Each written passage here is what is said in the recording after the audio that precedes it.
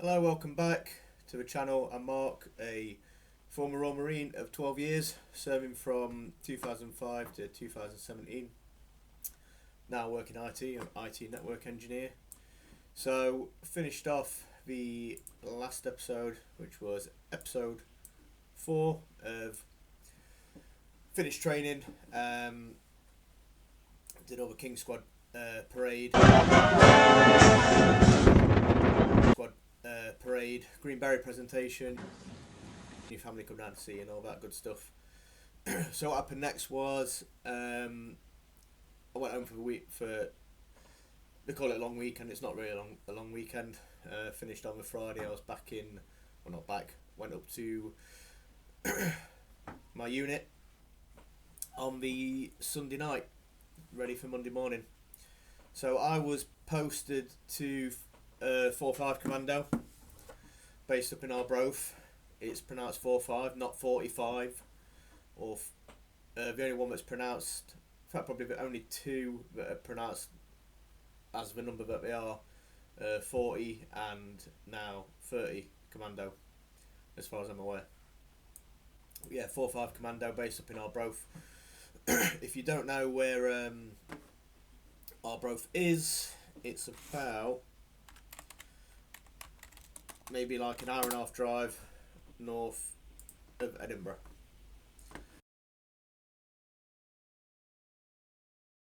This is yeah, an hour and a half. I said an hour and a half, so it's about an hour and 40 minutes drive. Oh, pardon me.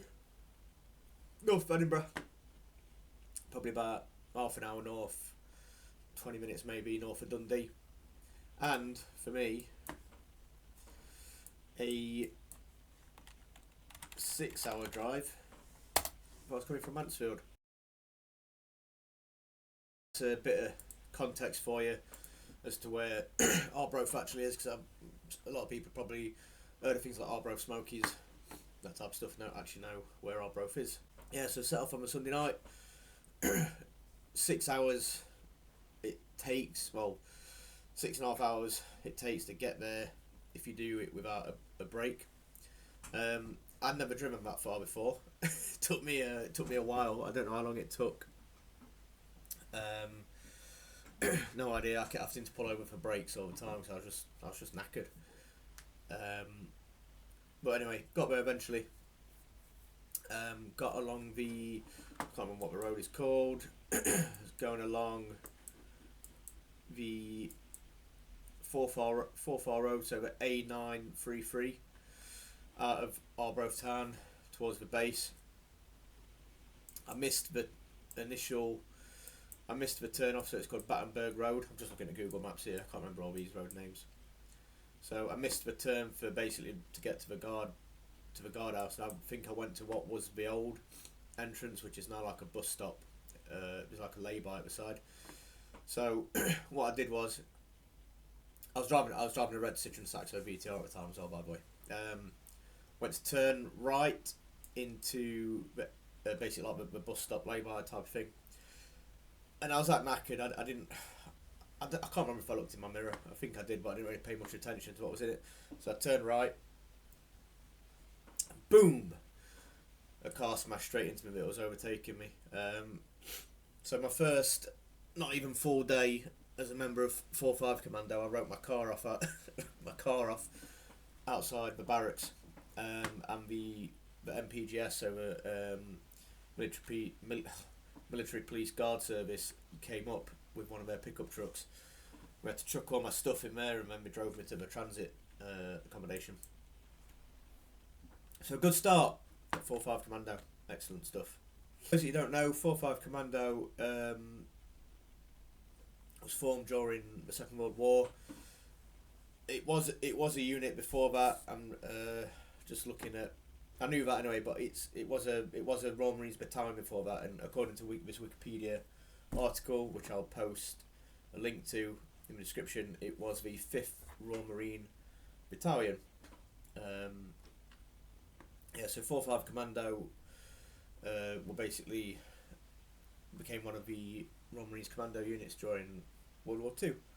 There was many units. I think it went from at least 30 all the way up to 48 or 48 Commando. So there was a few, obviously not as many now. Some of the operations that the Commando Unit has taken part in,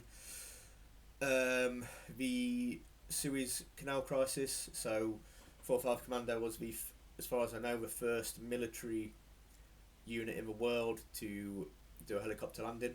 So basically blokes were hanging on to the side and the helicopter had their feet on the skids. Yeah, so we took part in Suez, Malaya, Cyprus, operations in Palestine,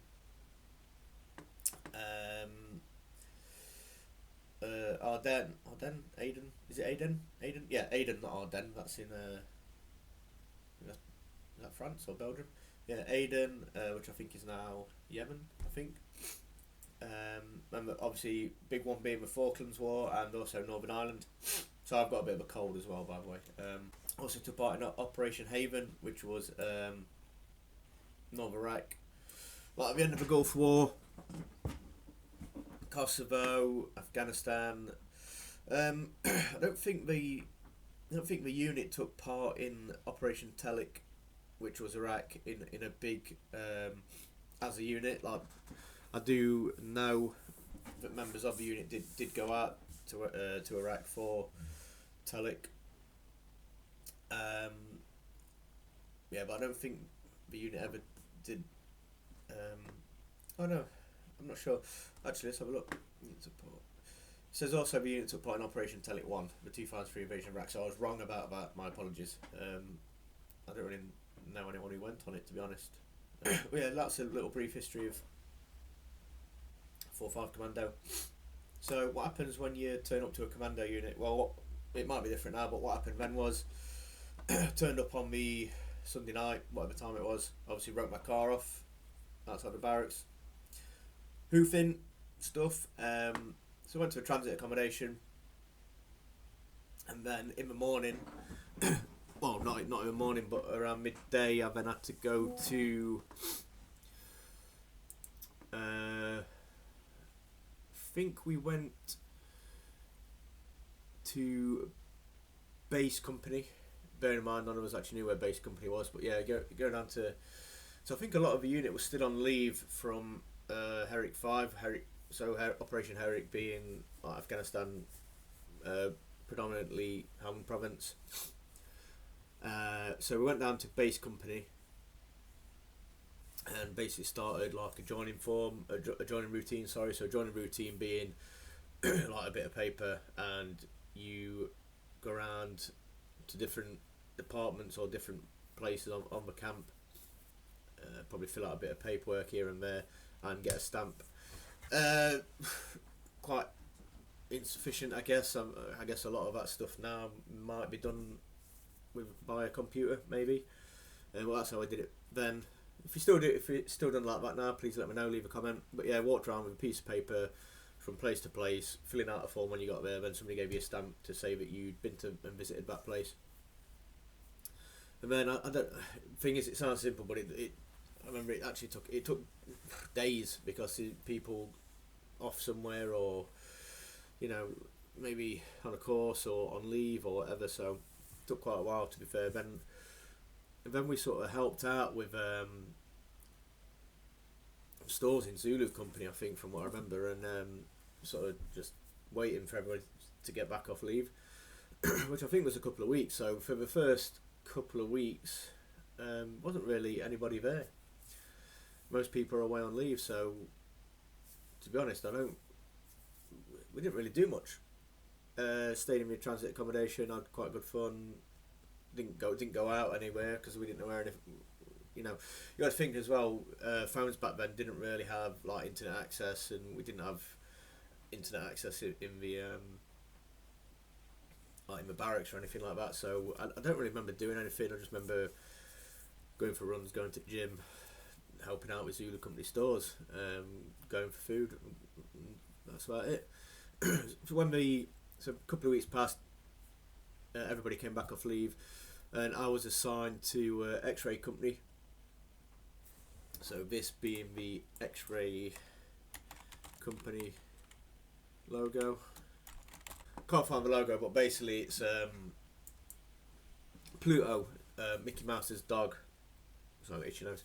Mickey Mouse's dog with a green beret on and a dagger in his mouth.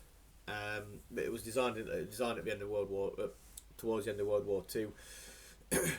In X-Ray Company lines, there is a little like a plaque and stuff tells you who designed it with a picture of him, but I can't remember his name. It was a sergeant, as far as I remember, that designed it.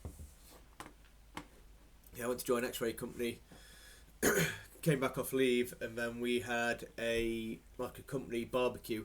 So I think there was me, Australian bloke Oz, who is now in the Australian Commandos, I do believe. I'm not going to say his full name.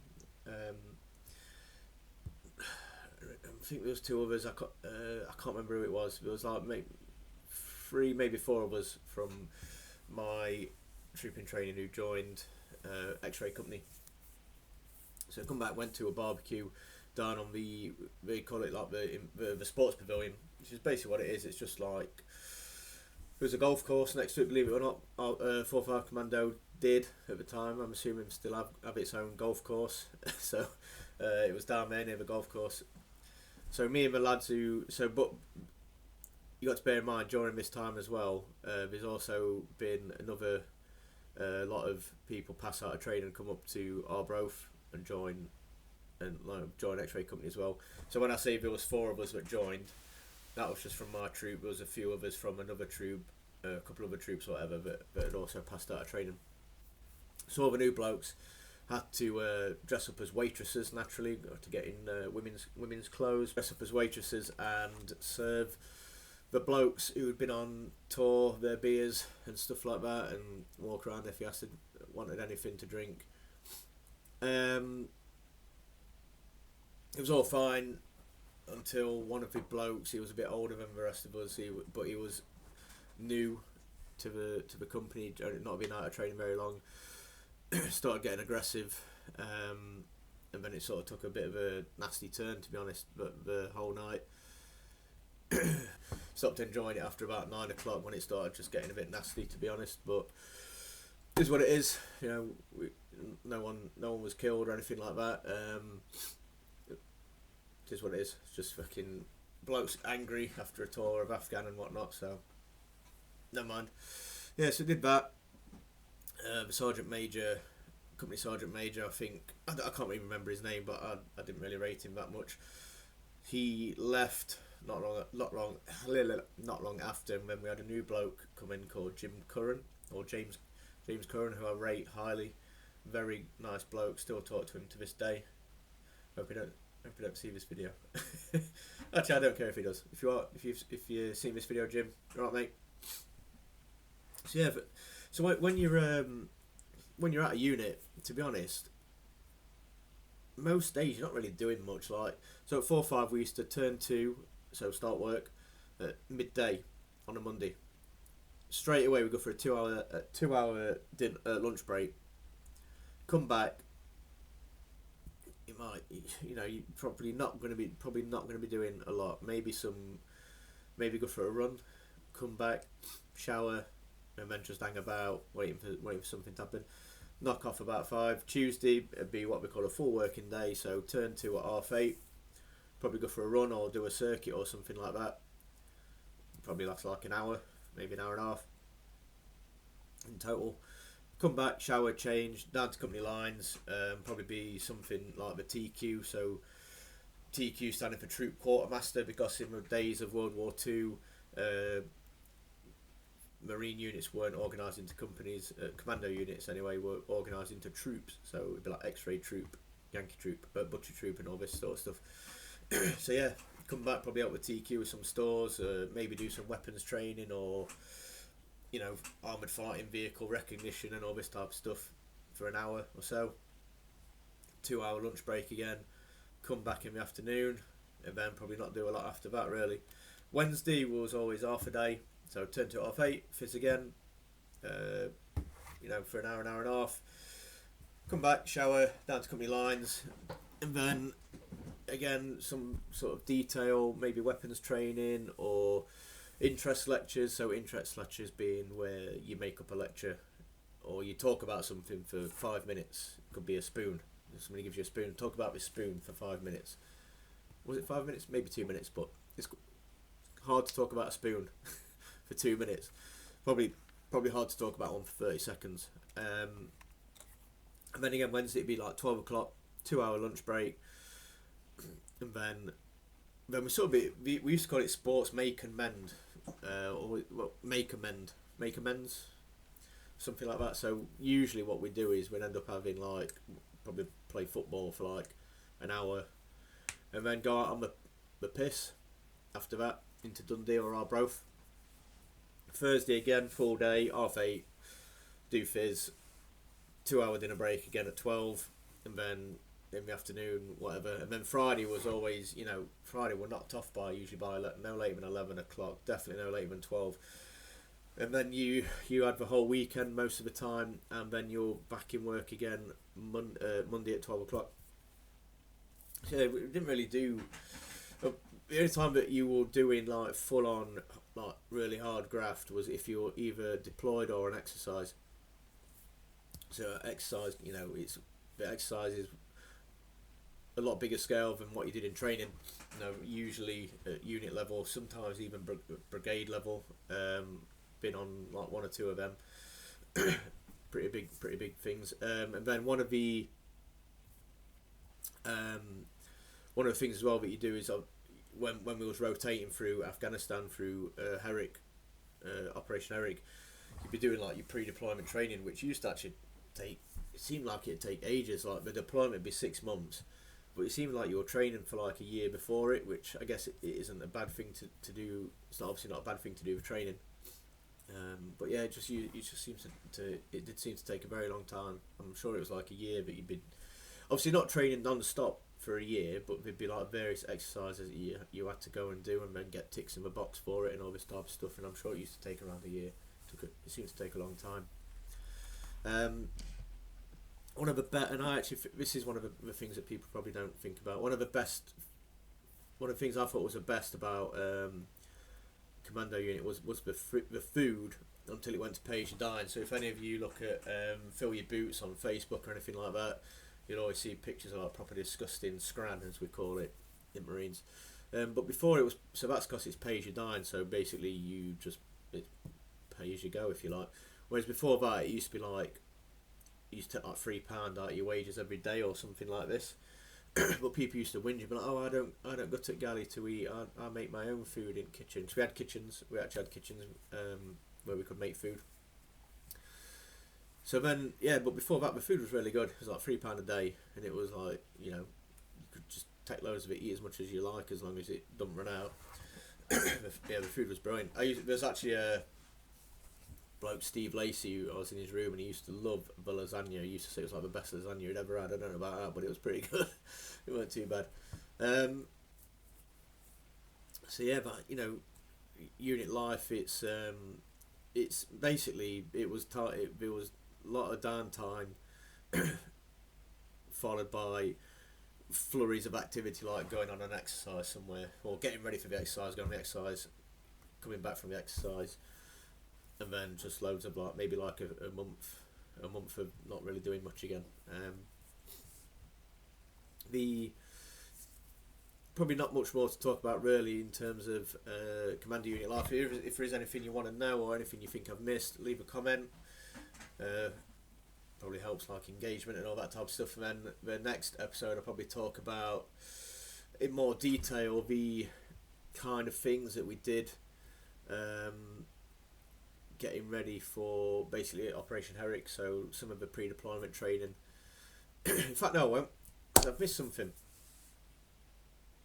I'll talk about, so basically I did like probably like 6 months at unit, and because obviously I took a while to get through training through injury, I had an old service number, so an old PO number, and just before Christmas leave 2007 I got a draft order. I think it's called a draft order. basically for going on a signals course. So after Christmas leave, everyone else went to Norway, and a few of us went on a signals course, and I did that. Became a signaller and went back to X-ray company in my X-ray company signals debt. So I guess what the next thing I should talk about is the signals course I did, and how actually when I did it, I was really fit after I did it. You did a lot of yomping on the S3 course, as it was called at the time. I came off dead fit, but not really knowing that much about radios, if I'm honest. And there was a lot of people who I know felt the same way. So the next episode will be, I'll talk about going back to Limpston as a trained rank and doing the S3's course. Probably not much more to talk about in the Commando Unit. So please like, subscribe, leave a comment, and all that good stuff. And I hope to see you soon. Thank you.